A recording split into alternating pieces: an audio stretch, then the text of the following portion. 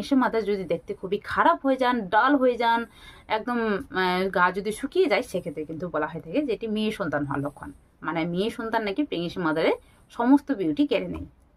আর ছেলে সন্তান হলে প্রেগনেন্সি মাদার দেখতে অতি সুন্দর হয়ে যান এবং স্কিন এবং হেয়ার কিন্তু প্রচুর ব্রাইটেনিং এবং শাইনিং করে। তো এক্ষেত্রে এটি কেন হয়ে থাকে? এটি প্রধানত হয়ে থাকে প্রেগনেন্সি হরমোনের প্রভাবে।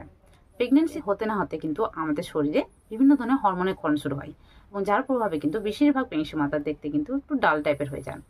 এছাড়াও প্রেগনেন্সির সময় যদি প্রেগনেন্সি মাতারা যে ডায়েটটি রয়েছে, মানে খাওয়া দাওয়া যেটি রয়েছে, সেটি যদি ঠিকঠাক করে থাকেন, হেলদি খাবার খেয়ে থাকেন, প্রোটিন জাতীয় খাবার খেয়ে থাকেন, দুধ, ডিম, কলা এগুলো যথেষ্ট পরিমাণে যদি নিয়ে থাকেন, এবং ওমেগা 3 এবং সিজনাল যে ফ্রুটসগুলো রয়েছে, এছাড়াও যে ভেজিটেবলসগুলো রয়েছে, সেগুলো যদি পর্যাপ্ত পরিমাণে খেয়ে থাকেন, সেক্ষেত্রে কিন্তু প্রেগনেন্সি মাদার যথেষ্ট দেখতে সুন্দর হবেন এবং স্কিন কিন্তু ব্রাইটেনিং হবে।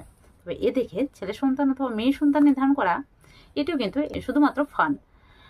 এটি কিন্তু হতেও পারে আপনার ক্ষেত্রে মিলে গেছে, আবার এমনটাও হতে পারে আপনার ক্ষেত্রে নাও মিলতে পারে। এটি শুধুমাত্র আমাদের দিদা কাকিমারা নিজস্ব এক্সপিরিয়েন্স অনুযায়ী বলে থাকতেন।